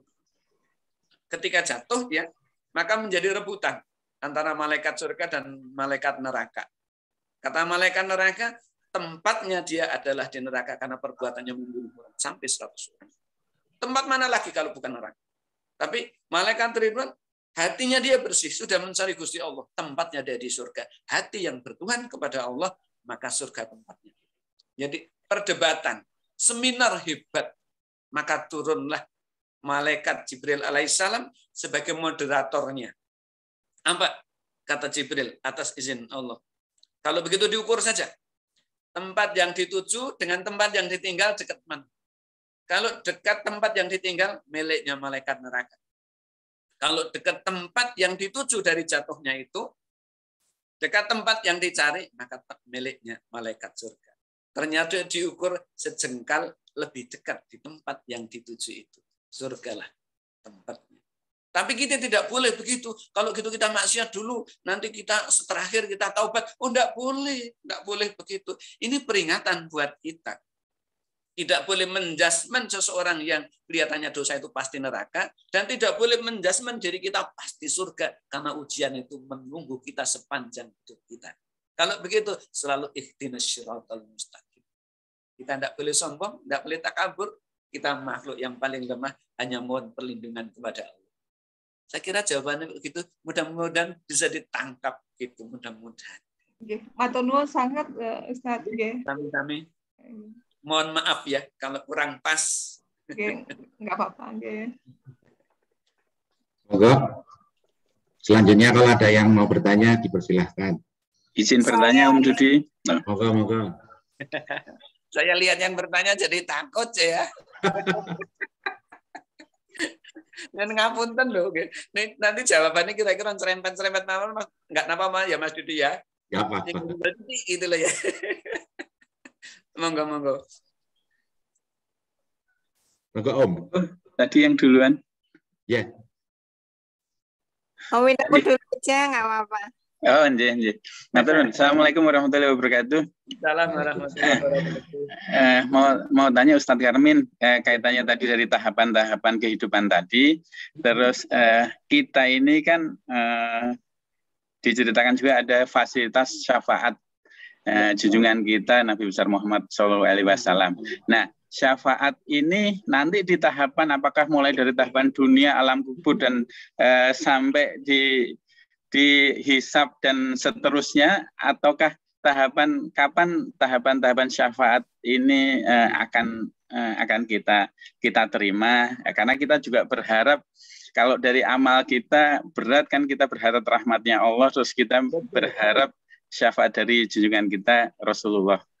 Yang pertama itu, terus yang kedua, saya itu ada teman ini kalau dia beribadah apapun, ngaji ataupun melakukan kebaikan apapun, dia selalu meniatkan semua pahalanya untuk ibunya dan untuk kiainya. Jadi untuk ibunya dan untuk gurunya, untuk kiainya. Saya tanya, kok semua ibadahmu kamu niatkan untuk ibumu dan untuk kiaimu gitu? Dia jawab, pokoknya so aku neng akhirat tak gondeli ibuku kalau tak gondeli guruku gitu. Jadi bagaimana pendapatnya Ustadz Karmin terhadap itu? Jadi selalu setiap melakukan amalan itu dia niatkan untuk ibunya dan semuanya dia niatkan pahalanya untuk kiainya, seperti itu. Nggih, matur nuwun Ustadz. Assalamualaikum warahmatullahi wabarakatuh. Warahmatullahi wabarakatuh. Untuk yang pertama tentang syafaat. Kalau Nabi itu menyampaikan salah satu syafaat itu salah satunya karena banyak syafaatnya. Salah satu syafaat yang paling mutawatir, yang paling masyhur itu syafaat satu tentang baca Quran, dua tentang syafaat sholawat kepada Nabi. Nah, yang baca Quran itu Nabi katakan, Iqra'ul Qur'ana, bacalah Al-Quran, fa innahu, sesungguhnya dia Al-Quran itu, ya'ti yaumal qiyamah. Ini jelas, ya'ti yaumal qiyamah. Di hari kiamat nanti, hari kebangkitan nanti, syafi'allahu. Syafi'allahu akan menjadi syafaat buat mereka. Li ashabi, bagi yang hidupnya selalu membaca Quran, besok Al-Quran akan menjadi syafaat. Syafaat itu maknanya adalah pelindung, payung, pengayom, benteng. Jadi tempat berteduh. Kenapa? Quran akan datang. Maka tidak sedikit para ustadz mengatakan besok Al-Mulk akan datang. Besok Yasin akan datang. Besok Al-Baqarah akan datang. Yang jelas Nabi mengatakan, bersabda, Iqra'ul Qur'ana, bacalah Al-Quran, fa innahu, karena sesungguhnya dia Al-Quran itu, ya'ti yaumal qiyamah, pada hari kiamat nanti, syafi'allahu li ashabi, akan menjadi syafaat buat kalian yang hidupnya membaca Al-Quran. Maksud syafaat adalah pelindung, pengayom, perisai, benteng, penyelamatan di dahsyatnya hari kiamat. Quran akan datang. Yang kedua, begitu juga sholawat Nabi akan menjadi benteng, akan menjadi kemuliaan, akan menjadi payung, akan kalau bahasa kita sekarang bahasa dukunnya menjadi suwa atau disuwuk, menjadi penyejuk itu sholawat Nabi. Maka barang siapa bersolawat kepada Nabi akan dilindungi oleh Allah, akan dijaga oleh malaikat-malaikat Allah. Perbanyak solawatnya. Solawat yang paling utama membaca solawat, tapi juga melakukan apa yang dituntunkan oleh Nabi. Tidak cukup di lisan dalam solawat, tapi berperilaku, beritibak kepada Nabi. Wattiba'an li sunatin Nabi ka Muhammadin sallallahu alaihi wasallam. Lisannya bersolawat, perilakunya mengikuti Nabi. Itu solawat yang utuh. Insya Allah menjadi pelindung. Kita ajak diri kita. Kita ajak keluarga kita. Kita ajak jamaah kita. Allah pun perintahkan. Innallaha wa malaikatahu yusalluna 'alan nabi. Allah dan malaikatnya pun bersolawat kepada Nabi. Entah yang pakai Allahumma sholli ala sayyidina Muhammad atau yang tidak pakai sayyidina, yang jelas bersolawat. Dan Nabi perintahkan, Allah perintahkan. Karena solawat itu menjadi pelindung. Kita membaca di dunia saja sudah tenang. Sudah nyaman. Sudah ayem. Apalagi di yaumul hisab. Apalagi mulai dari kubur sampai kebangkitan. Dengan solawat yang lisan ada. Yang perbuatan mengikuti tuntunan Rasul. Insya Allah.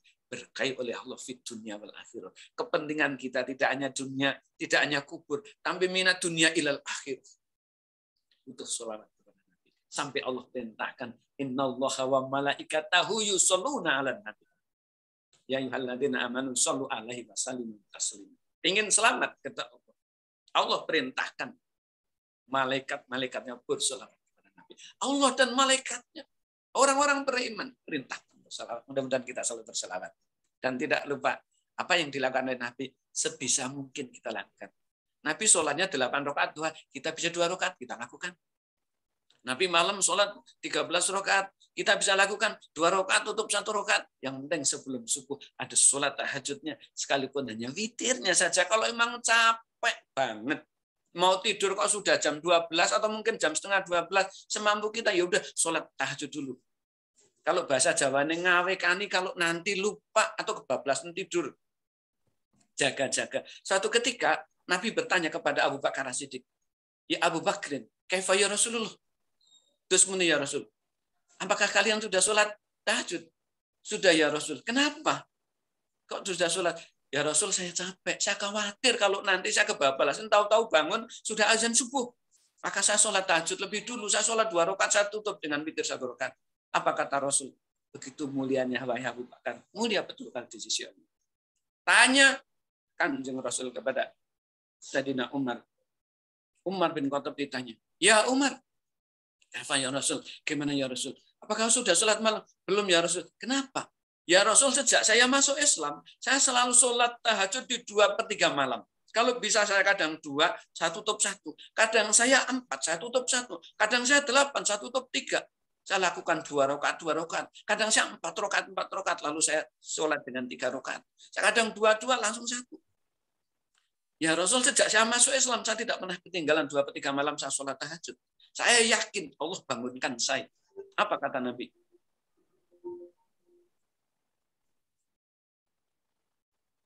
Ya Umar, sungguh teguh hatimu. Sungguh mulia hatimu.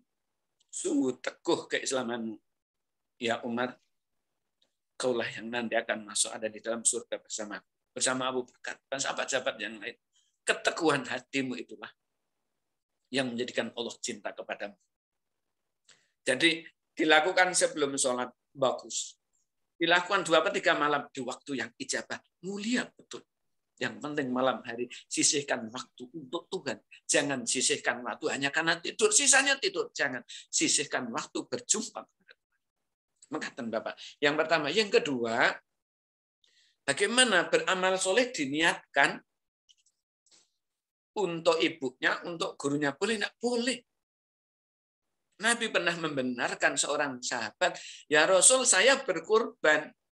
Ibu saya dulu niat berkorban, sebelum berkorban sudah meninggal. Bolehkah saya berkorban niatkan untuk ibu? Boleh, silahkan. Namanya wasilah amal soleh. Ketika anaknya beramal soleh, ketika muridnya beramal soleh, orang tuanya dapat kemuliaan. Gurunya pun dapat kemuliaan. Siapa berbuat mengajak kebaikan, dan orang yang diajak itu berbuat baik, maka orang yang mengajak mendapatkan bagian kemuliaan. Orang tuanya yang melahirkan anak ini mendapatkan bagian kemuliaan. Ayahnya yang tetesan keringatnya untuk menghidupi anaknya atas izin Allah mendapatkan kemuliaan. Semua orang terlibat sampai dia berbuat baik mendapatkan bagian-bagian kemuliaan. Kalau begitu niat beramal soleh untuk ayah almarhum, untuk ibu almarhum, untuk kakek almarhum, untuk siapapun, bahkan yang sebelum almarhum pun diniatkan untuk kedua orang tuanya, untuk siapapun boleh. La ta'khudhu sinatu wala naum. Allah enggak ngantuk, Allah enggak tidur. Allah selalu menghitungkan sekecil apapun, selalu diteliti oleh Allah kebaikan. Wa may ya'mal misqala dzarratin khairan. Sekecil apapun perbuatan, Allah balas dengan segala kebaikan. Maka kita enggak usah berputus asa dari perbuatan baik sekalipun orang lain menganggap tidak baik. Tapi kita jangan berputus asa. Kesabaran menyertai kita. Mudah-mudahan begitu. Terima kasih Bapak, mohon dimaafkan. Nggih, matur nuwun Ustaz. Selanjutnya Anin. Nggih, Assalamualaikum Ustaz. Nyambung Om Binengku tadi mengenai niat untuk yang sudah meninggal gitu ya. Ya. Nah, itu kalau misalnya niat-niat itu kemudian doa-doa yang kita lantunkan untuk beliau-beliau yang sudah meninggal itu, apakah memang bisa membantu perjalanan beliau menuju surganya Allah? Yang kedua, nah kalau saya ini sendirian nih, Ustadz, saya Muslim sendiri nih di rumah. Jadi siapa yang membantu saya untuk sampai di surganya Allah gitu loh? Matur nuwun Ustadz. Yeah. Baik, saya jawab yang pertanyaan kedua dulu. Nggak usah khawatir. Tidak sendirian. Ada Gusti Allah, ada malaikat rakib dan atid yang selalu mencatat perbuatan kebaikan kemuliaan panjenengan. Tidak boleh merasa sendirian. Allah bersama kita, malaikat pun selalu menjaga tentang perbuatan kita. Jadi tidak perlu merasa sendirian. Allah tidak melupakan orang yang sendirian, Allah tidak pernah melupakan orang yang rame-rame, tapi Allah memberikan apresiatif kepada siapapun yang dekat sama Allah. Bukankah Allah katakan, inna akramakum indallahi atqakum. Orang yang mulia di sisiku, kata Allah, adalah di antara kalian yang paling takut kepadaku. Yang paling hati-hati hidup. Yang paling dekat dengan. Bukan karena seorang ayah. Jika karena seorang ayah, Nabi Ibrahim, bagaimana ayah? Jika karena seorang anak, Bagaimana Nabi Nuh alaihissalam? Kan'an. Maka bukan karena seorang ayah, bukan karena seorang siapapun, tapi karena kebaikan hatinya. Kita memang ditugaskan berdakwah, mengajak diri kita, mengajak ayah, ibu, mengajak keluarga, mengajak handai tolan kepada siapapun. Itu tugas kita. Tugas kita watawasau bil haq. Maka dikatakan oleh Allah, wal asri, demi waktu. Sampai Imam Syafi'i mengatakan, seandainya umat manusia itu mampu mengamalkan satu wal asri, sudah sepertiga Al-Quran. Sampai Allah mengatakan wal asri itu karena manusia banyak menyia-nyiakan tentang waktu. Maka dikatakan ilal ladzina amanu, kecuali orang-orang satu beriman. Tidak dikatakan ayah, ibu dan saudara-saudaranya, satu yang beriman. Wa amilus sholihat, orang yang beramal soleh. Tidak dikatakan kepada siapapun. Yang ketiga, wa tawassaw bil haq, orang yang selalu mengajak di jalan yang benar, yang hak jalan Allah dan Rasulnya. Dan yang keempat, watawassaw bis sabr, orang yang punya jiwa kesabaran ketika melakukan dan menyampaikan benih-benih kebenaran, benih-benih kemuliaan. Jangan khawatir, perbuatan baik panjenengan sepanjang hidup Allah simpankan untuk kemuliaan panjenengan. Nah, begitu. Kalau yang punya anak, punya keluarga, dia mendoakan mulia betul. Karena di akhirat nanti tidak ada energi yang dibutuhkan. Tidak ada kiriman lagi yang dibutuhkan. Transfer kebaikannya, doanya anak-anak yang soleh. Membantu kekurangan. Sepanjang hidupnya banyak kekurangan, banyak dosa. Anak solehlah yang mendoakan. Anak soleh itu orang tuanya sakit, sudah lebih sakit supaya orang tuanya cepat sehat. Tapi kalau anak tidak soleh, orang tuanya sedang sakit, rebutan warisan sehingga menjadi gontok-gontokan, bertengkar antar saudara, persoalan warisan. Itu kalau anak tidak soleh. Kalau anak soleh, orang tuanya sakit, sudah mendoakan, mengupayakan bagaimana ayah ibu segera sehat. Tapi jangan dikhawatirkan, yang tidak punya anak dan sebagainya, tidak punya saudara dan sebagainya, Allah jadi saudaranya. Malaikat jadi teman baiknya, perbuatan baiknya menjadi teman. Besok Quran jadi teman, sholawat jadi teman, sholatnya jadi teman, puasanya jadi teman, haji umrohnya, sedekahnya jadi teman kemuliaannya. Ngaten. Lalu pertanyaan yang pertama tadi, saya kok lupa ya Mas Dudi. Doa itu sampai di mana? Seberapa kuatnya doa kita untuk orang-orang yang sudah meninggal? Untuk sampai ke surganya Allah. Nah, sebenarnya sudah jawab tadi ya. Sehingga kita ini sebenarnya seandainya tidak punya anak, tidak punya saudara, atau mungkin saudara-saudara lain sekeluarga itu kok ternyata berbeda keyakinan, kita umat Islam punya kewajiban untuk saling mendoakan. Ada 5 kewajiban umat Islam. 1, saling mendoakan sesama.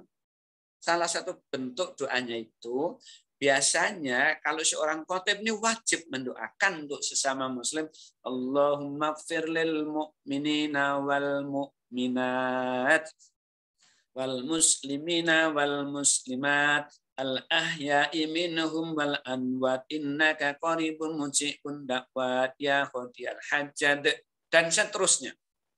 Ya Allah, tolong saudara-saudaraku yang mukmin, yang mukminat, laki-laki dan perempuan, muslim.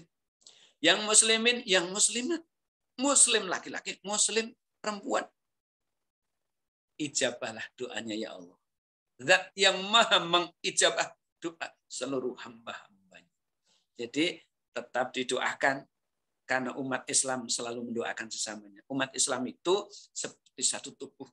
Jika satu sakit, idealnya merasa sakit semuanya. Maka kita diperintahkan, bahkan salah satu kewajiban seorang khotib ketika Jumatan mendoakan seluruh umat Islam. Mengajak takwa dan mendoakan. Seberapa kekuatan doa kita mengantarkan ke surga, kita tidak perlu menghitungnya. Yang penting kita berbuat kebaikan. Allah yang menghitungnya, Allah yang menghisapnya, Allah yang memperhatikan, Allah yang membalasnya. Yang penting kita berbuat kebaikan, berdoa yang terbaik. Karena doa yang diijabah oleh Allah adalah doa-doa yang baik. Doa-doa yang baik, doa-doa yang membuat Allah senyum. Doa-doa yang membuat malaikat iri. Doa-doa yang membuat makhluk yang namanya manusia itu menjadi lebih tinggi dibandingkan malaikat karena doanya kepada Allah. Jadi seberapa jauh yang penting kita berdoa. Banyak Al-Quran yang menuntunkan doa. Salah satu yang terkenal itu kan doanya doa sapu jagat, Rabbana atina fid dunya hasanah wa fil akhirati hasanah wa qina azabannar. Ya Allah, berilah kemuliaan kehidupan di duniaku, berilah kemuliaan akhiratku nanti. Ini tidak melihat siapa ayahnya, siapa ibu, siapa anak, siapa kakak, siapa adik, siapapun yang berbuat begitu Allah terima. Kan Allah perintahkan ud'uni astajib lakum. Semata-mata kita hanya menjalankan perintah Allah. Kata Allah, ud'uni astajib lakum. Berdoalah kepadaku, aku kabulkan. Kalau kita tidak berdoa, dianggap makhluk yang sombong. Kalau kita berdoa, Allah senyum, Allah dengarkan, malaikat pun amin. Nah, maka salah satu fadilah sholat berjamaah itu antara lain, barang siapa yang membaca amin di akhir surah Al-Fatihah bersama imam melafadzkan amin, maka malaikat-malaikat pun mengamini. Ini salah satu fadilah dari sholat berjamaah. 12 golongan yang Allah muliakan, 12 golongan yang didoakan oleh para malaikat, salah satu orang yang ketika sholat berjamaah lalu melafadzkan amin bersama aminnya imam yang imami sholat saat itu, malaikat mengamini dia. Nah, jadi kita tidak perlu mencari, tidak perlu mengurai, tidak perlu, tapi mengkaji harus seperti apa doa kita yang sampai kepada surganya Allah. Yang penting kita minta yang baik, Allah Maha Baik. Yang penting kita berbuat baik, Allah Maha Baik. Yang penting kita taubat dan nasuha, Allah menerima taubatnya. Wasyari'u ila magfirati min rabbikum wa jannatin arduhas samawati wal ardu uiddat lil muttaqin. Segera mohon ampun kepada Allah, Tuhan pemilik alam semesta, yang surganya lebih luas dibandingkan seluas langit dan bumi, jauh lebih luas ampunan. Doanya didengarkan. Doanya diijabah. Hatinya dilihat oleh Allah. Bukankan semuanya dari hati. Kalau niatnya mencari ridha Allah, Allah berikan. Maka barang siapa mencari akhirat, Allah berikan dunia dan akhirat. Tapi barang siapa mencari dunia, dunia belum tentu didapat, apalagi akhiratnya. Banyak orang yang stres karena dunianya didapat. Maka kita cari dunia dan akhirat. Kita cari akhiratnya karena Allah, agar dunia yang sebentar menjadi berkah. Terima kasih. Mohon maaf kalau kurang pas. Matur nuwun Ustaz. Sami-sami. Assalamualaikum warahmatullahi wabarakatuh. Ini istimewa Ustaz. Dia mu'alaf Ustaz. Alhamdulillah. Ya, alhamdulillah. Tinggalnya di mana kalau di Jogja ada di Pamela di Jogja itu di Gelagah dekat Ustaz. Enten Gelagah. Lah, sering pengajian Selasa enggak di Muhtadin? Dereng nate. Loh, saya ngasuh di Al-Muhtadin tempatnya Pak Nardi Sahuri. Oh, Pamela nggih. Ya, yang punya Pamela. Ini.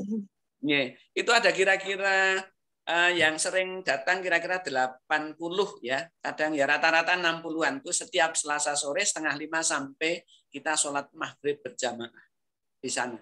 Setiap Selasa sore. Di Majelis Muhtadin. Yang menghadap ke timur, selatan Bali Kota.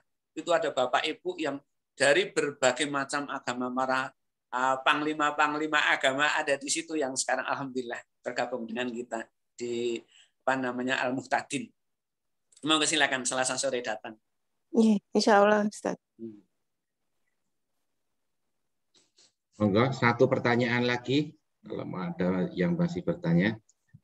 Nanti diingatkan Mas Yudi ya, ada yang nanti saudara kita yang sakit kita doakan. Ji. Ya, maka sudah sembuh kita doakan. Semoga kita semuanya selamat sehat. Monggo silakan kalau masih ada satu lagi. Satu pertanyaan lagi kalau masih ada. Dan dikasih kesempatan Mas, kesempatan Bapak Ibu untuk membantu jawaban saya tadi supaya lebih lengkap, supaya lebih komplit. Tolong minta bantuan sama Bapak-bapak yang hadir pagi ini untuk memberikan tambahan jawaban. Dan juga ingin mendengarkan dari Bapak-bapak semuanya. Sedekah jawaban. Monggo, silakan kalau ada yang mau menambahkan. Bapak Ibu, monggo. Sedekah jawaban. Nambah pencerahan buat kita semua.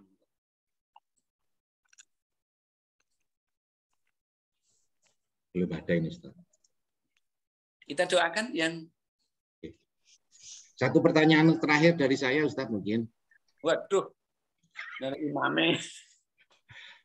Pertanyaannya sepele, Ustadz. Jadi kan kita sering guyonan gitu loh. Ada jadi kaji tomat. Kaji tomat ya apa?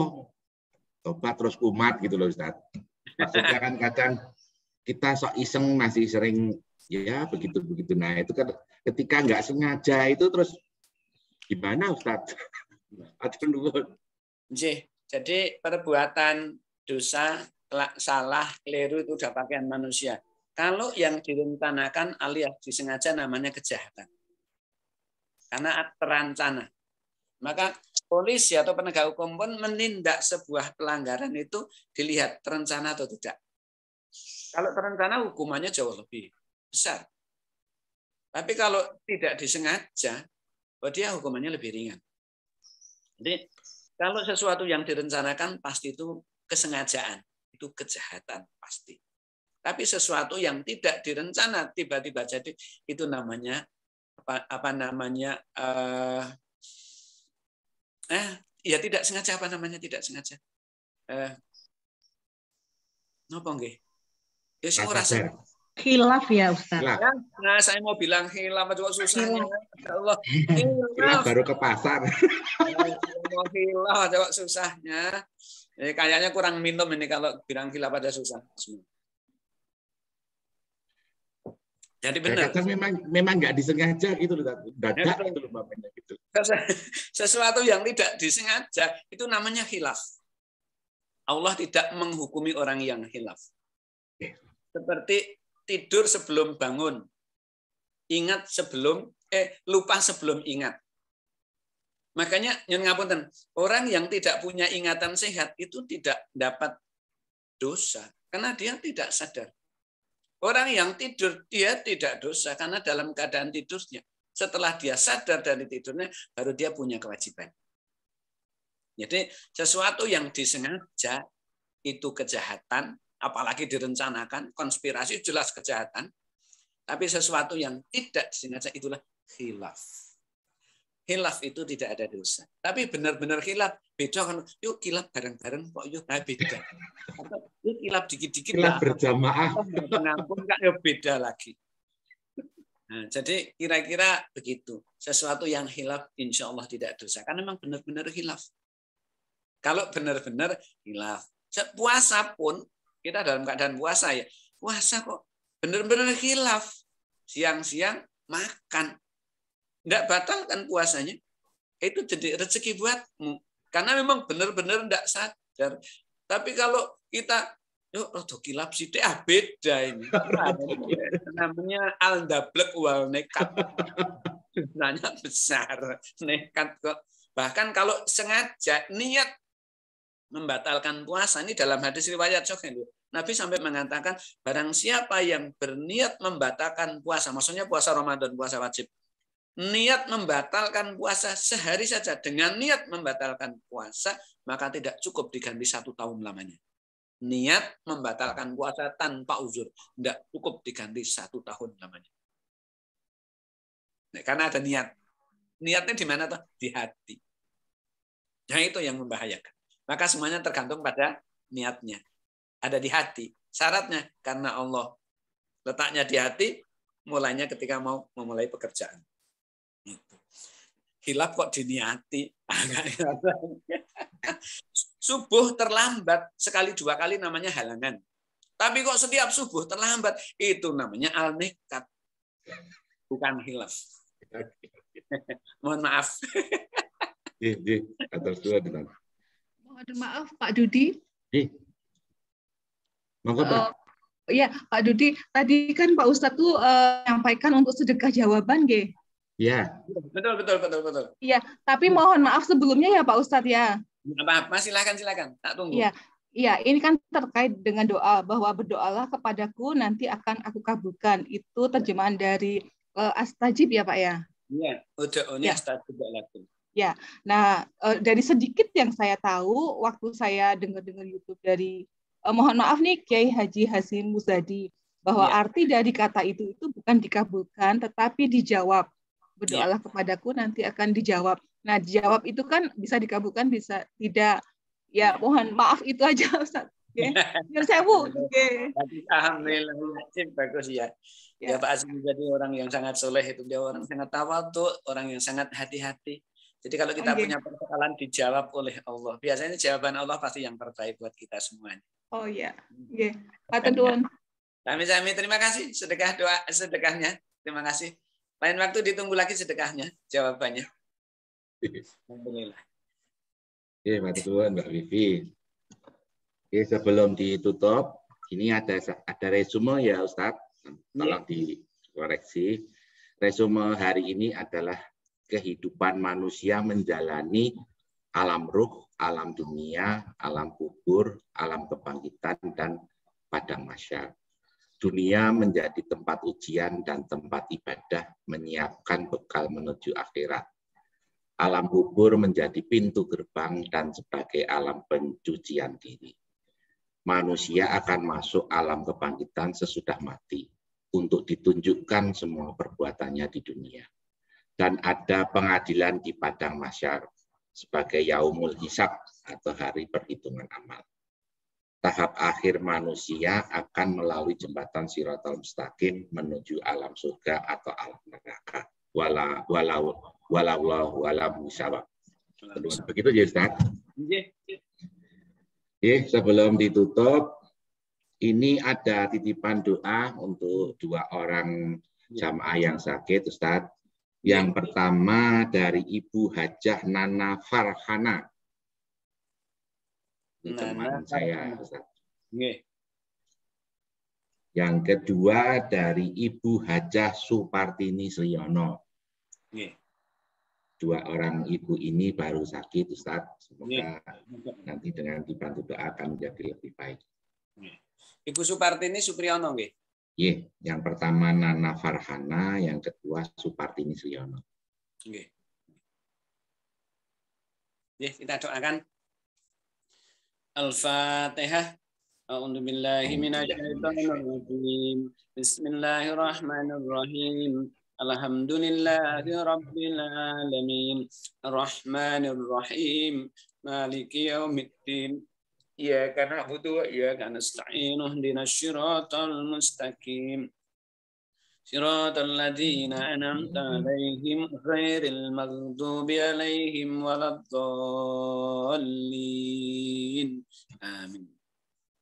A'udzu billahi minasyaitonir rajim. Bismillahirrahmanirrahim. Alhamdulillahi rabbil alamin. Allahumma shalli ala Muhammad wa ala ali Muhammad. Wardu'ana man bi rahmatika ya arhamar rahimin. Allahumma ighfir lil mu'minina wal mu'minat wal muslimina wal muslimat al ahya'i minhum wal amwat innaka qaribun mujibud da'wat ya khatiyal hajat. Allahumma inna nas'aluka salamatan fid din wal afiyatan fil jasadi wa ziyadatan fil ilmi wa barakatan fil rizqi wa taubatan qablal maut wa rahmatan indal maut wa maghfiratan ba'dal maut. Allahumma hawwin alaina fi sakaratil maut wa najatan minan nar wal afwa indal hisab. Rabbana la tuzigh qulubana ba'da idh hadaitana wa hab lana min ladunka rahmah innaka antal wahhab. Allahumma athibil ba'sa rabbana si iswi. Ibu Nana Farhana. Ibu Supartini Sriono. Supartini Sriono. Safi ya Allah, sifaan la sifaukan, sifaan la yughadiru saqaman. Subhanallah wa ni'mal wakil. Ni'mal maula wa ni'man nasir. Allahumma alibil ba'sa rabbana si ismi wa anta safi la sifaan la sifaan la yughadiru saqaman. Allahumma alibil ba'sa rabbana si ismi anta safi ya Allah, sifaan la sifaukan, sifaan la yughadiru saqaman.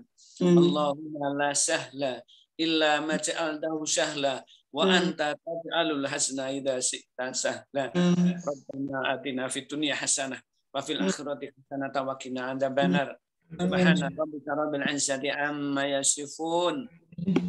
Salamun alal mursalin walhamdulillahi rabbil alamin.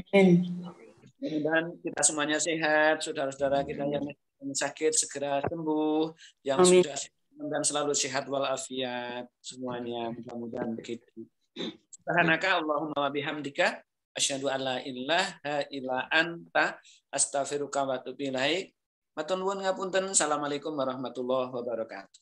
Waalaikumsalam warahmatullahi wabarakatuh. Alhamdulillah, jazakallah khairan katsir. Sekali lagi kami ucapkan terima kasih banyak kepada Ustadz Karmin yang pagi hari ini kembali hadir di Zoom Katen Keati memberikan tausiahnya. Matur nuwun Ustadz Karmin. Sebelum ditutup, seperti biasanya kita ambil foto dulu. Alhamdulillah, pagi hari ini tadi nyampe 65 Ustadz yang join. Alhamdulillah. Acare. Yuk, monggo dipun bika.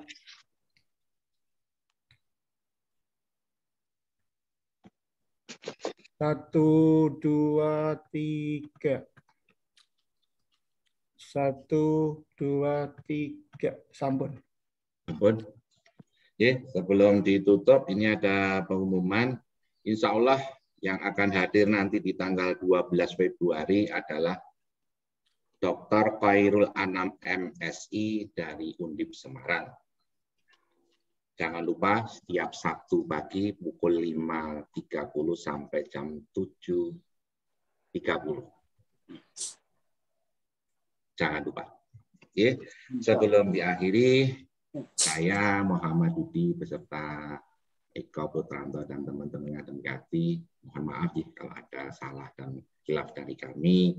Insya Allah ke depan akan menjadi lebih baik lagi. Amin. Monggo Bapak Ibu, pengajian pada pagi hari ini kita tutup bersama-sama dengan membaca doa kafaratul majlis. Subhanakallahumma wa bihamdika